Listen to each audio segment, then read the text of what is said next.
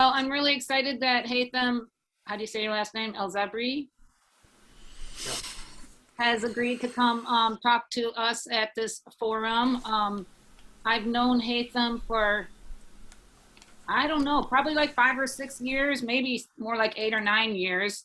My husband Doug and I think we first got to know you at the through the interfaith community of Palestinian rights. Doug talks about a movie that we saw at the Pinnacle campus of ACC. It might have been around 2014. And just have been kind of following Haithem ever since, and getting involved when we can. And I also want to welcome Arif Dejani.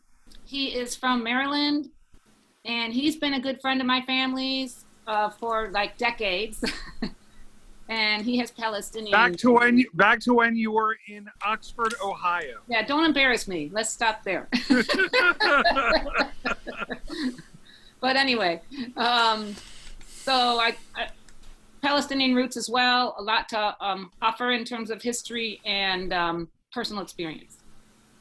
And so the format we thought we would follow, more or less, is Haithem would give us some background, context, whatever you want to call it, with maybe some history, but not, starting from the Babylonians, for 15-20 minutes. And then we would go into a Q&A. Some people already had some questions that I've sent to Haithem, but we can reread them after his presentation, or people can just unmute themselves or step up to the microphone if they're in the meeting house and ask away. All right, thank you. All yours, Haithem. All right, thank you, Claire. Thanks very much. And thanks everyone for being interested to know more about this. I'm really happy to be with y'all. I've always admired the Quakers because, y'all have always been supportive of social justice, and pretty much every Quaker I know is pro-Palestine. So, I think probably a lot of you are already familiar with the background of this, but just in case not, I'll go briefly over the history, and I'll start with my personal story, which I think the story of every Palestinian basically tells the history of Palestine, the Palestinian experience. So my parents are from a little village called Arabi, which is near Jenin. Jenin is the bigger city, which has been in the news quite a bit. So they're from a village called Arabi, which is right here on the map, in the north part of the West Bank.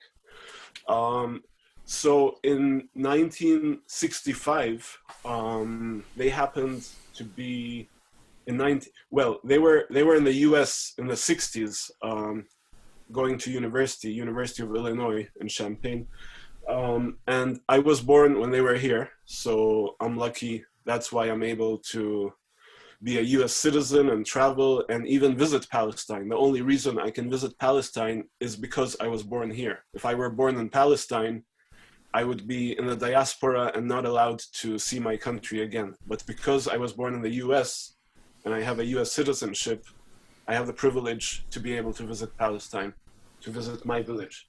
My village is here, so when I was born in the States, my parents were here when Israel occupied their village, and they were told, don't come back because, we're not letting Palestinians back in. If you were outside when we conquered the West Bank, you're out of luck. You do not have a home anymore. So we became refugees, in the blink of an eye. So that's my background. That's where my family is from, and I've been in the diaspora ever since. I've only been able to live in Palestine for 2 years as a consultant for the UN, and then when that was over, I had to leave and I had to come back here. So that's my background. I've been an activist since then. I mean, in a Palestinian family, Palestinians don't teach their children politics, but you know, you can't help it when your parents are watching the news, or worse yet, if you live in Palestine and you see the Israeli army barging in every other day. Politics is in the air you breathe. It's part of life as a Palestinian. So they didn't teach me politics, but it was, I kept absorbing it. And from an early age, I became an activist. So I've been spending a lot of time trying to raise awareness about Palestine, and also on the side, as a business, I'm running a thing called Palestine Online Store, where I market products from Palestine to make them more accessible to people around the world, so they can see our culture and our products, and know more about us than just all those angry terrorists or whatever, you know, is the mainstream opinion. Okay, so with that, I will start with a brief, going through the history briefly. This is the map of Palestine before 1947, before Israel was created in 1948. This land was Palestine. You have the Mediterranean Sea here, Egypt here, Jordan here, Lebanon here. So in 1947, the UN decided to partition Palestine, to create, I mean, okay, going back, I think you all know about the British Mandate. You know, between World War I and World War II, Palestine was controlled by the British Empire. And so they allowed Jews to immigrate from Europe by the thousands. And then by 1947, when there was tension arising between the native population and the new immigrants, I mean, at first, Palestinians were welcoming the immigrants because, you know, why not? They're refugees, they're discriminated against in Europe, and we totally get that. But as it became clear that this wasn't just a plan to live there, this was a plan to take over. I mean, the Zionist political agenda was not about coexistence. It was about a state for the Jewish people. So that means not for the non-Jewish people, just for the Jewish people. So that meant they had to, you know, basically dispossess the Palestinians who lived there. So in 1947, the UN partitioned Palestine, which I think is very unfair, because, you know, you can't just go to somebody's land and say, hey, you know what, we're going to split this in half and give half of it to somebody else. It didn't make sense to the natives, but even worse is that they split it into, they gave 55% of the land to the Jewish population, which was a minority. It was about 10% at that time, and the Palestinians were 90% of the population. But the UN partitioned it at 55% to become a state of Israel, and 45% to be Palestine. So of course the Arabs rejected that, and you had war. And as a result, you know, Israel having the upper hand technologically and having, you know, European backing and weapons and technology and money, Israel won. And it took over, it didn't just take the 55% that the UN allocated to it, it took over more. It took over 78% of Palestine.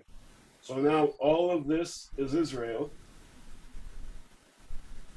And the Palestinians were pushed either outside to Lebanon and Syria and Jordan and Egypt and elsewhere by sea, and into Gaza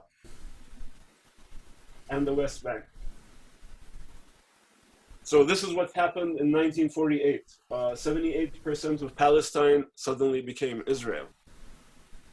Now, in 1967, when another war broke out, Israel took over the rest of the West Bank and Gaza, and even parts of Egypt and Syria, which the Egyptian part obviously was returned later.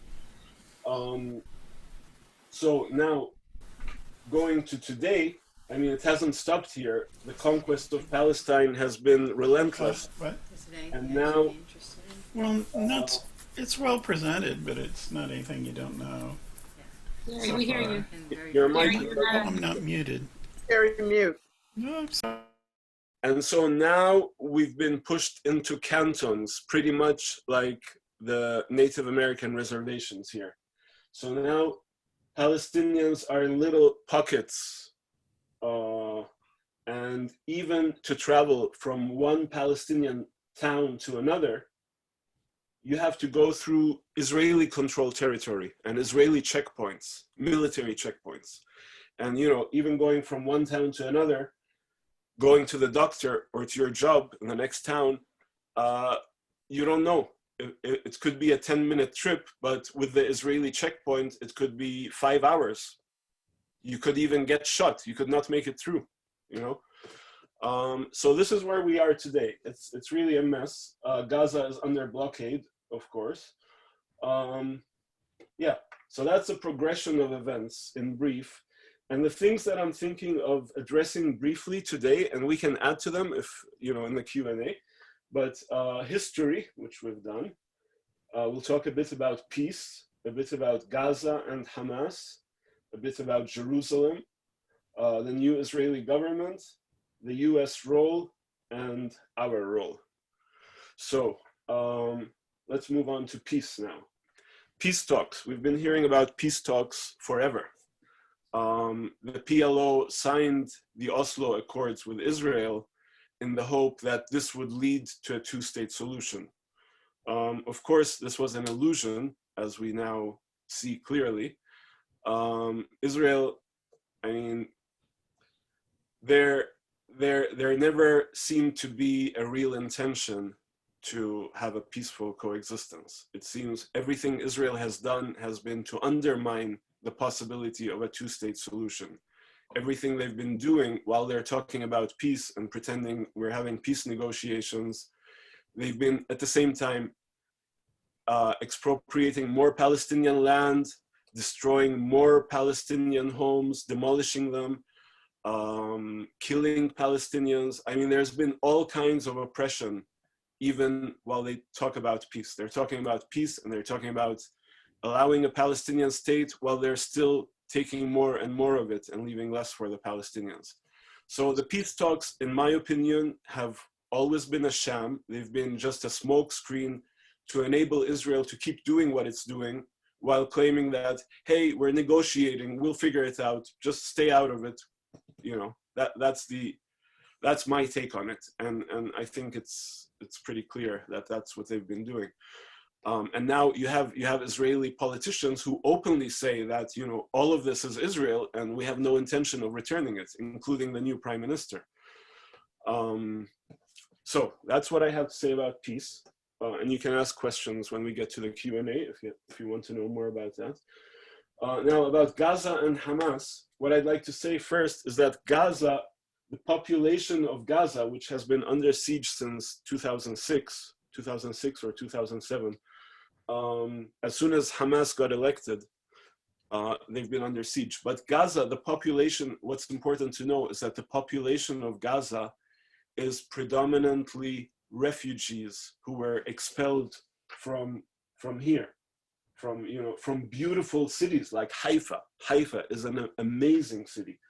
And there's Palestinians who've been, business people and academics and lawyers and, all from all walks of life who've been successful. And now they've been reduced to a refugee in a hut without prospects for employment, or, it's just a miserable life. Gaza has just been a hell. It's one of the most densely populated areas in the world.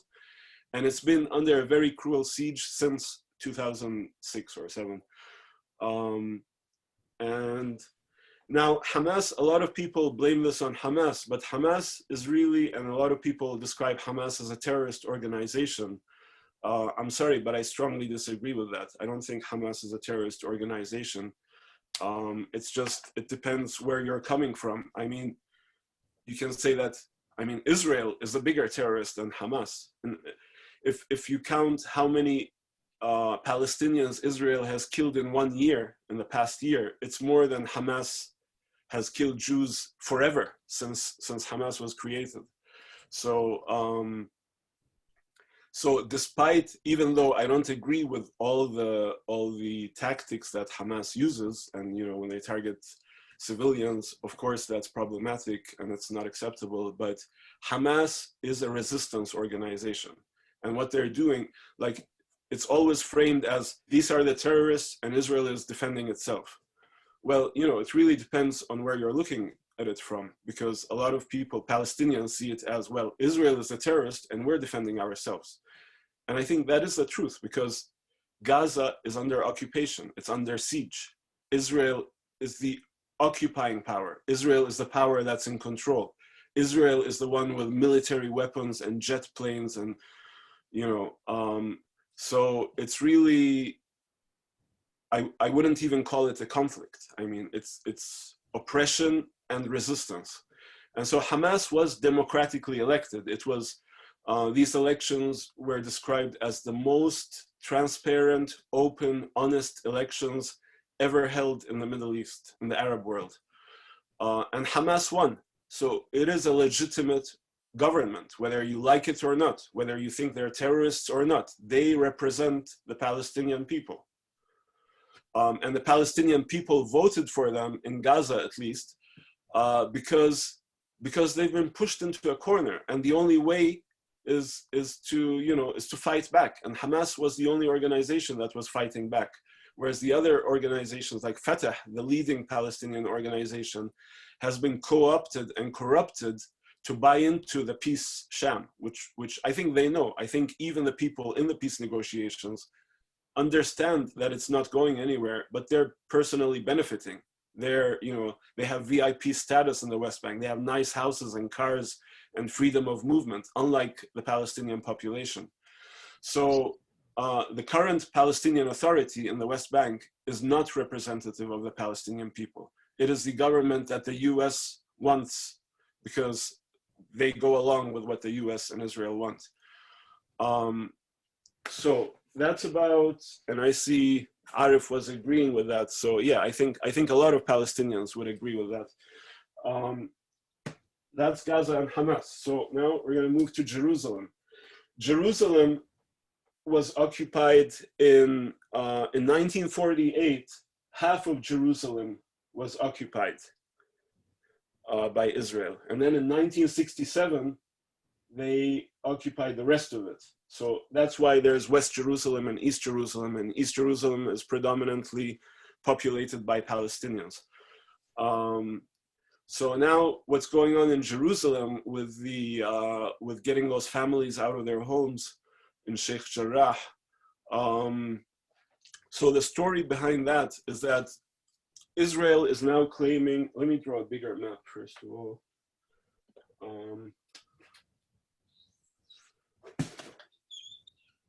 So Sheikh Jarrah is somewhere here in Jerusalem. That's probably not clear at all, right? Okay, we don't need the map anyway. Those homes were given to Palestinian refugees who were expelled from what is now Israel. When they moved to Jerusalem, they were told by the UN, when they moved to East Jerusalem, which was under Jordanian control at that time, they were offered a deal that if you renounce your refugee status, we will give you those homes and you can live here and that's it. Don't claim to be a refugee anymore. That's a deal, pretty much. And so those families accepted and they lived in Jerusalem. And now Israel is saying, well, those actually belonged to Jews before, I don't know how many years ago, hundreds of years ago. In the 1800s, there was a Jewish organization that was buying land and resettling Jews. And so now they're claiming that the Israeli government is claiming that these are not your property and we have to move you out. And they are actually removing families and putting settlers in their place.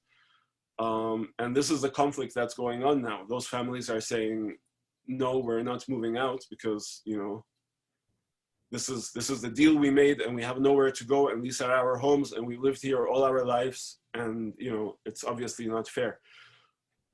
I was going to say one more thing about this. Oh, the other thing is, because it's East Jerusalem, by international law, this is occupied territory, according to international law. Israel is the only country that believes that this is not occupied territory, this is Israel.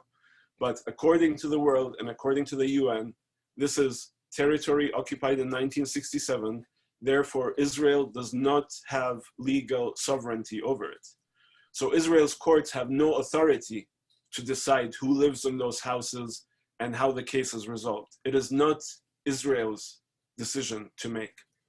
So this is another way that Israel is encroaching on Palestinian rights. It is enforcing its jurisdiction even where it has no authority to do so by international law.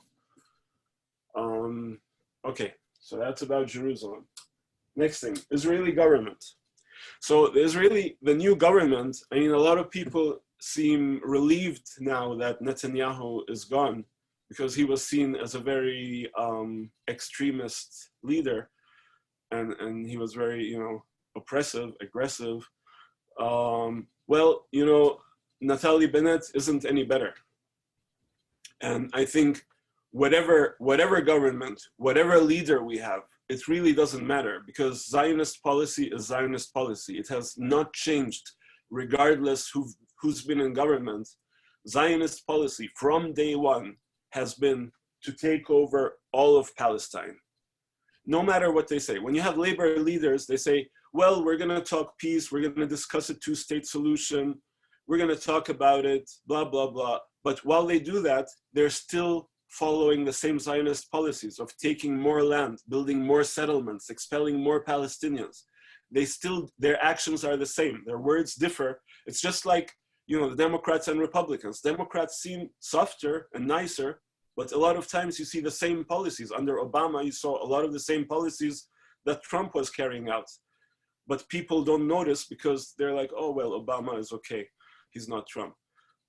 It's the same with Israel. I mean, when you have a nicer government, people get the impression that things are better, but really they're not better. The policies on the ground are the same. The expulsion of Palestinians, the ethnic cleansing, all of it is unchanged. And now under Bennett, I think it will actually get worse, because he's in bed with a lot of the extremists, the far right settlers, and I don't think this will bode well. So yeah, so I think we just got from Netanyahu to worse than Netanyahu. Now, the US role. I think the US role, I mean, you know, without US support, none of this could happen. That's pretty much, you know, to put it in a nutshell. I think US support is the only reason Israel is able to keep doing what it's doing. If Israel didn't have the US to veto UN resolutions, for example, then the UN and the international community would be able to sanction Israel. But the US is always has Israel's back. No matter what Israel does, the US has their back diplomatically, militarily, financially. I mean, we just saw Biden approve a $700 million military package to Israel right after the 2-week assault on Gaza. So, you know, whether it's Trump or Biden, just like whether it's Netanyahu or Naftali, it's, you know, it's the same oppressive policies. And the US role has always been, you know, to back Israel to the hilt. Okay, I'll acknowledge that under Biden, we have a better chance than under Trump. And, you know, there is room to put pressure. And this is where our role is. I think it's very important, especially today, not today like Saturday, but today in general. The situation is so, it has reached a point where it's now very crucial. Right now, solidarity is very crucial. And I think this is the time when we could make a difference. I mean, this is a time when if US government policy can be changed, it'll go a long way in bringing peace to Palestine.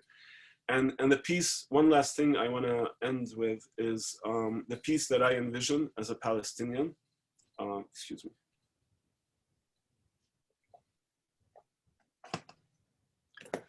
The peace that I envision as a Palestinian isn't a two-state solution, and it never was. I don't think a two-state solution is fair at all, because that means 22% of my homeland. And even that 22% isn't granted. Like when they negotiate, when they talk about the two-state solution, they're actually negotiating how much of the 22% to allow the Palestinians to have.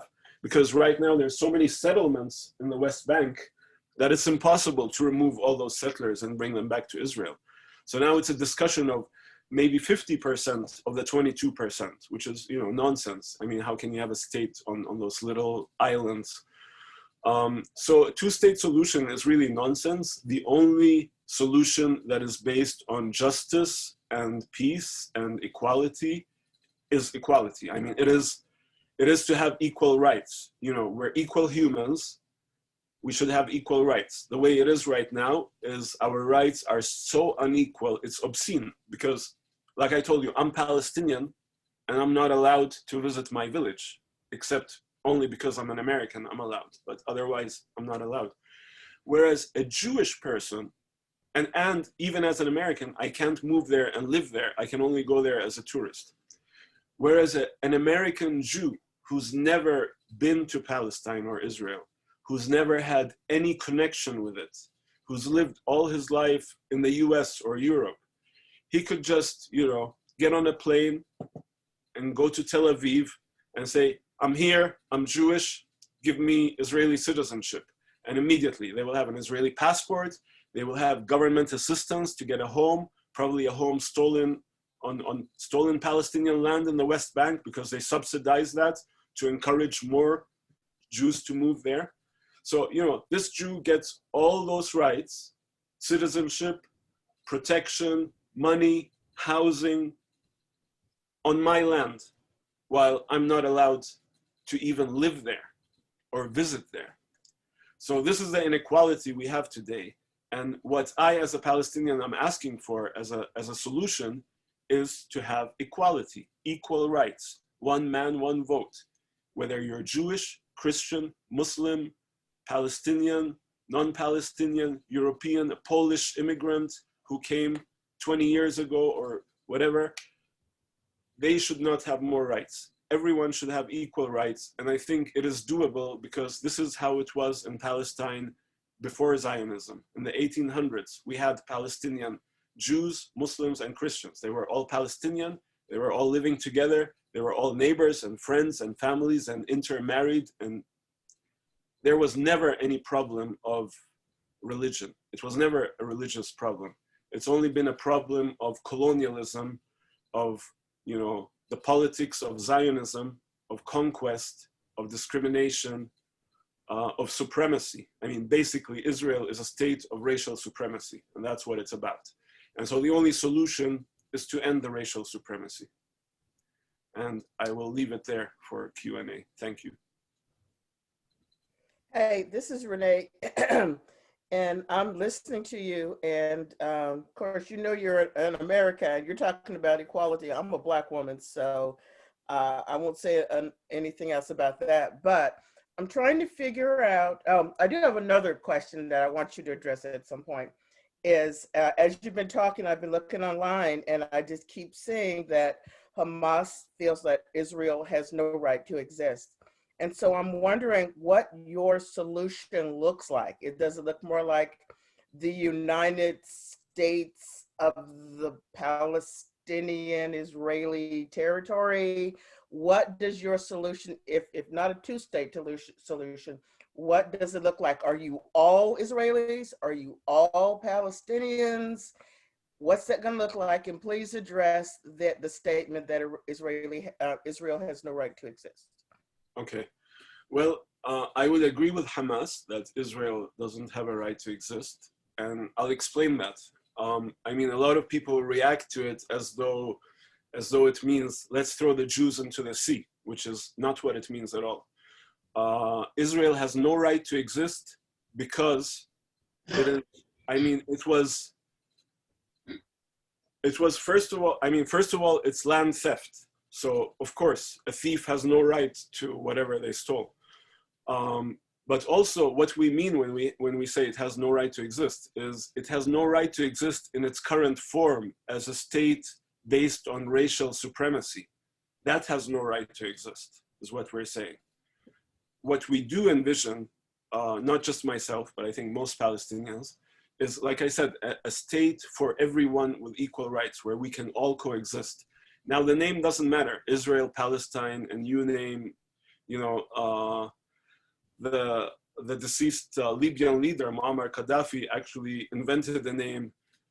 He called it Isratin in Arabic, Israel and Palestine, mixing the two words. So anyway, the name is really the least of our concerns. What we're really after is the human rights and the equal rights, and the ability to live secure and in peace, and without discrimination. So I guess kind of like the US, but not like the US where you still have discrimination, like better than the US. Yeah. Hey, this is Arif Tijani. I just want to add one teeny weeny thing to really make this clear, and I know I'm speaking for Haithem about this. A better statement would be privilege does not have a right to exist. Israel does not have a right to exist where one community has privilege over all others. And I feel the same way about any future Palestine, that we both agree with a one-state solution that is equal for everybody. So the issue is not that there are Jews there. The issue is not that Jews have reverence there. The issue is that Jews have privilege. That if we all have our lights in the sun, no matter who we are, that's what we seek. Thank you. Well, it seems to me that the elephant in the room is whether you can have equality in a political system that's based on an ethnicity or religion. Like if it's a religious state, or if it's a homeland for the Jewish people or so on, then Palestinians will always be second-class citizens. And so internationally, I mean, there's been these values that people hold legitimately, that ethnic minorities deserve to have some land that they can have control over. But it inevitably leads to states, whether it's a Jewish state or a Christian state or a Muslim state, in which one particular minority or majority holds full power, and populations like the native Palestinians there don't have any. And when folks are saying Israel has no right to exist, immediately people leap to the idea that they're saying that the Jewish Israeli people have no right to exist, which is not the case at all. What is being said is that the state of Israel, in its current formation, has no right to exist. I see. Yeah. By the way, I just wanted to quickly say sorry about the hot mic comment. My wife Liz is feeling ill today and wasn't sure whether she could participate in the forum. Wanted to know if there's stuff she was missing. And she is extremely well informed on all this. So I said, it's good stuff, but you probably are not going to get much more. So sorry about that. I didn't want to give the wrong impression. No, don't worry. This was basically, and it is extremely well presented. I'm sure many of us are benefiting greatly. I'd like to point out too that it's in the Constitution in black and white, correct, Haithem and Arif, that Israel exists for the sole purpose of Israel and nobody else. And so right there, when people say Israel doesn't have the right to exist, that's what I'm hearing. I'm hearing no, nobody has the right to make that their constitution and follow through with that. Yeah, when Terry said, you could have when you mentioned a Christian state or a Muslim state, the thing with Israel is they've taken it a step farther. There's no Christian or Muslim state that says we are a state for Muslims and non-Muslims have less rights, or we are a state for Christians, and if you're non-Christian, you don't have the same rights. I don't know of any state that has a system like that. I think Israel is the only state where by law, if you're Jewish, you get different privilege than non-Jews by law, by constitution, as you said also there. That's the whole basis of Israel, a state for the Jews. So if you're not Jewish, we want you out, basically. I'd like to pause and give people a chance who are on, because a lot of this conversation has been from people who are online. And so if there's anybody who wants to take a step up to the microphone or speak out from the meeting house, I don't know if we can hear you from where you're sitting or not, please feel free.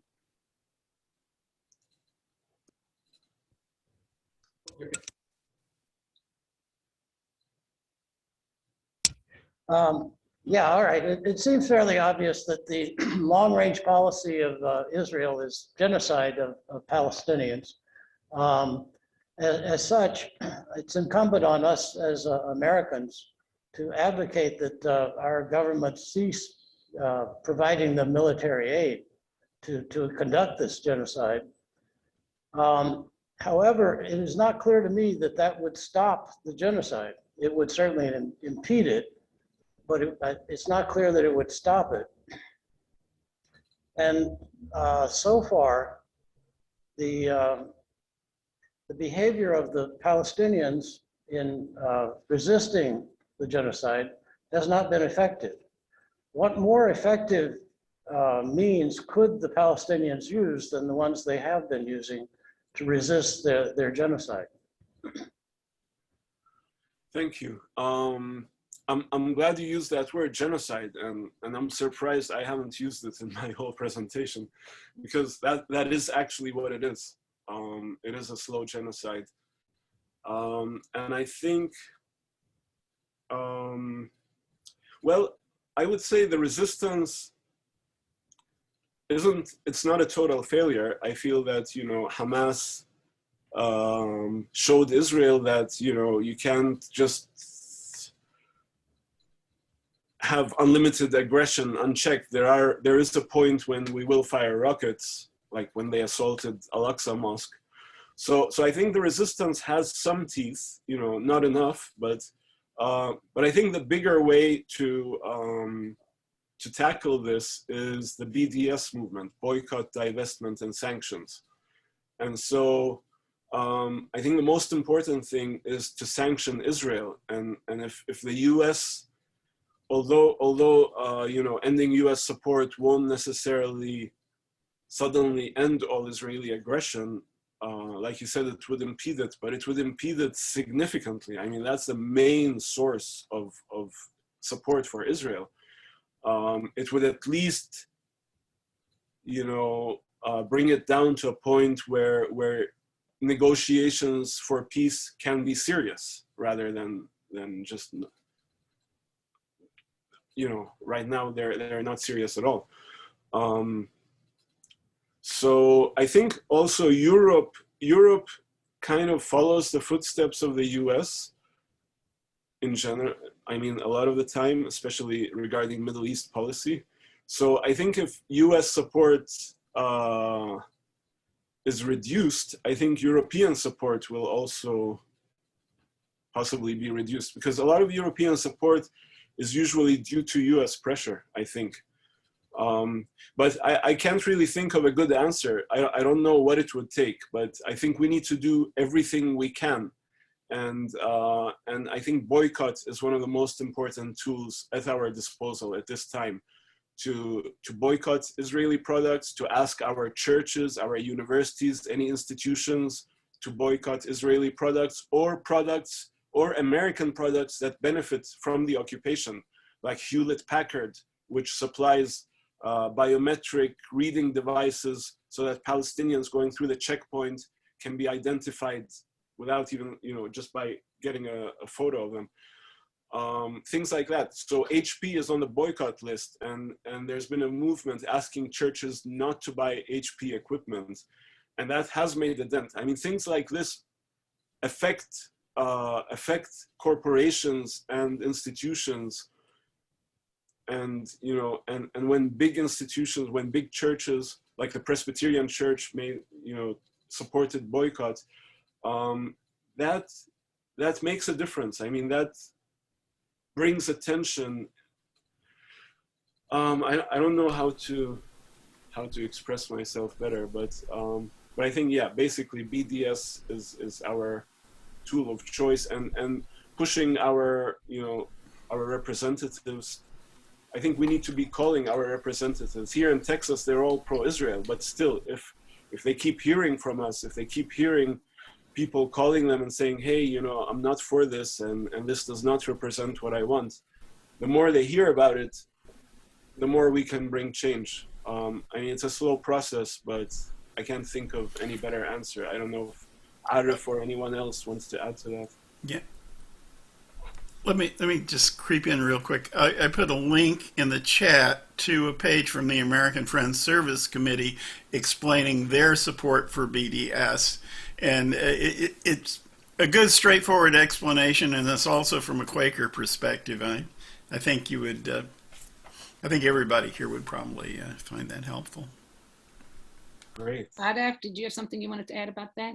Actually, can I get 3 minutes to answer 5 questions? I mean, there are 5 questions I created, but I think it helps. It supports everything that Haithem has said. Cool. Go. Okay, I'll be quick. So 5 questions. Who am I? Because that matters. Who are the Palestinians? How did we get to where we are?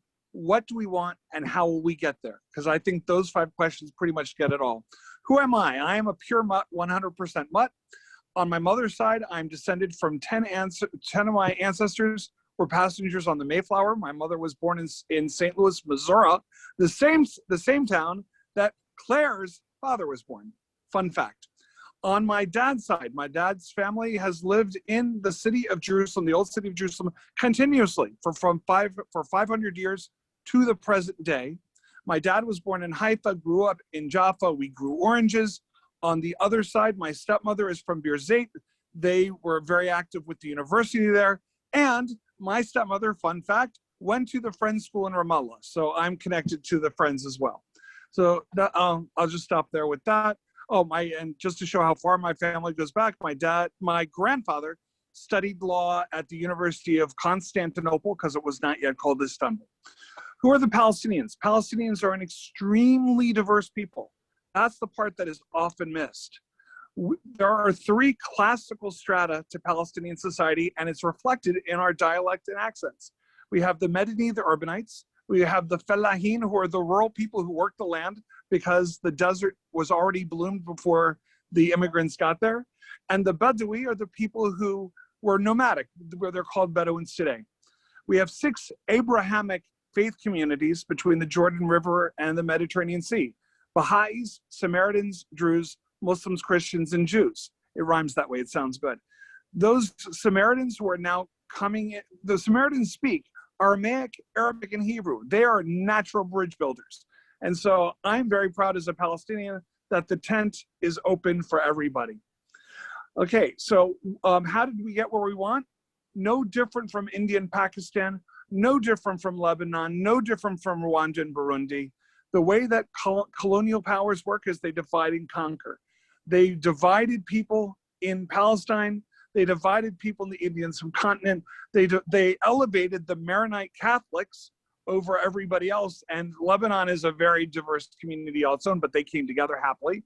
Rwanda and Burundi, Hutus and Tutsis, which were fairly artificial markers, happily they came together. But I can honestly say, Palestine does not have it as bad as India and Pakistan because both sides have nuclear weapons. So I'm worried about India and Pakistan. What do we want? BDS movement. I agree with all 3. And it does not dictate a political solution. BDS says end of military occupation. That's a good thing. Equality for all people on the other side of the green line. Good thing. Right of return for people. All a good thing. I'm going to add some values to that. I say freedom of movement, which is also a good thing. Right for all to make diaspora. This would be Jews, Palestinians, anyone who identifies has the right to make aliyah. Another thing which is controversial, but this is my thing, no displacement of anyone moving forward. In other words, 3 and 4 wrongs do not make a right. And no square inch of land becomes either Arabrine or Judenrein, which means forbidden from anyone to go to. So I am looking for hyper equality, which is something that we never really had in the past. Because in the past, we had marginalized groups of people. So I'm looking forward to a future Palestine, or I like to call it the United Holy Land, whatever you want to call it, where everybody is hyper equal. That's what we want. How do we get there? I say there are 4 groups of people. Artists, because we always need more creativity. Comedians, because we take ourselves way too seriously. Women, because men have failed miserably. And obviously, the Society of Friends, because you're friends with everyone. That's everything I have to say. Adaf, you finished in 5 minutes or less. Yes. Woohoo! Thank you. Great. That was very powerful. Thank you. Just to bring attention to the time, we have about 5 more minutes. Anybody else want to say anything? I think Arif can take questions too if anybody has a question for him. One thing I'll say, save Sheikh Jarrah, save Silwan, and you can actually find this on Google Maps. Save Lifta. Lifta has beautiful archaeology. It's right out, it's part of Metro Jerusalem, and it's at risk too. It's depopulated, and they want to completely raise and tear down all the beautiful architecture there. If you look at it on Google Maps, you will want to save Lifta. It is absolutely gorgeous. Put all that in the chat. Put all that in the Got chat. it. I will right now. Okay, I want to make a quick pitch if there aren't any more questions. I want to make a I've got one more. I know that there are groups of Palestinians and Jews, and it seems like everything you're saying, divest, blah, blah, blah. But I think the thing that will help this the most is growing the groups and some way to get, because I've never heard it presented this way before. And I didn't understand till today what they meant by Israel has no right to exist. But those groups of combined groups, so that we feel like we're hearing both sides of the story. Okay. Now there are I mean, Palestinians and Jews have cooperated in various forms. Some of the forms are sometimes problematic because they don't want to talk politics. They just want to eat hummus together and whatever, and there's no problem.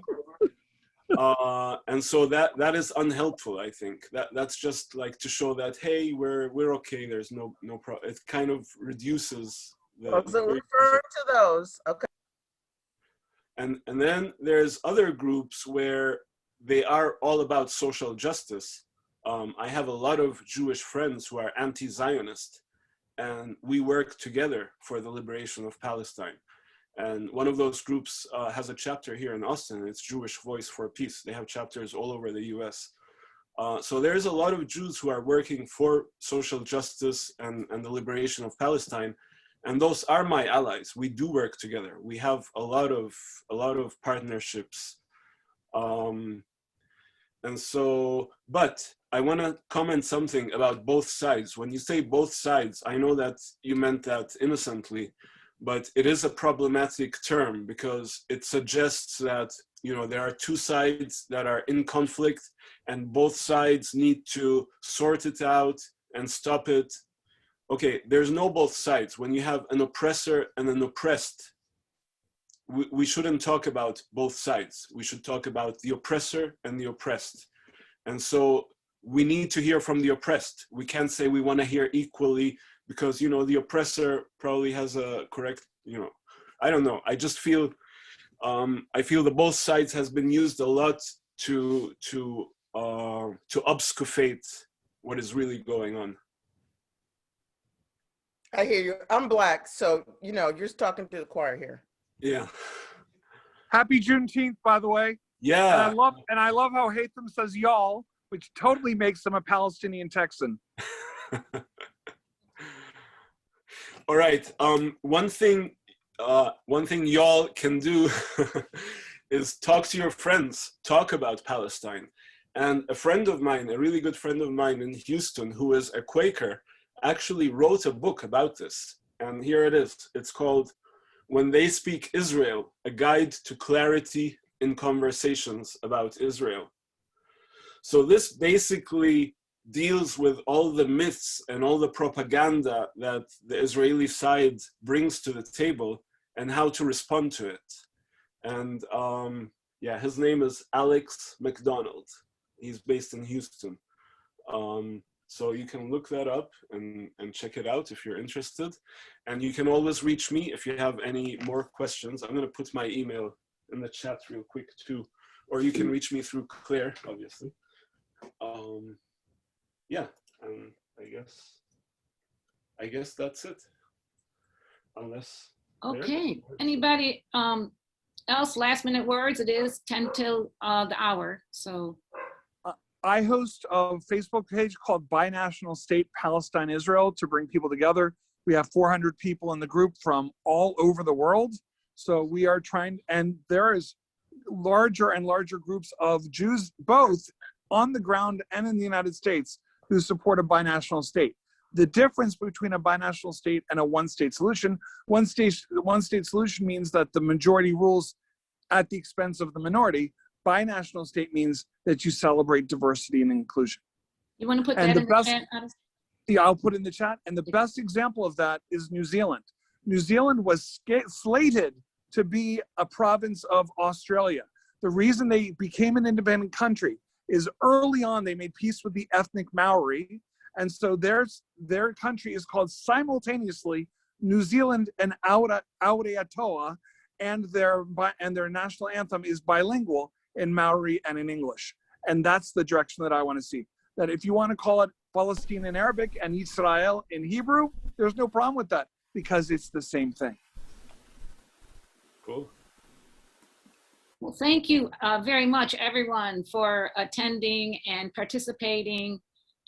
Thank you, Haithem, for leading us on this journey, and Adaf and everyone. We want to invite, our guests who don't usually come to meeting to stay if you're interested and able at 11 o'clock or kind of whenever we stop talking. At 11 o'clock is when our worship begins. That's it. Don't you mean when your meeting begins? Meeting for worship, yes, sir.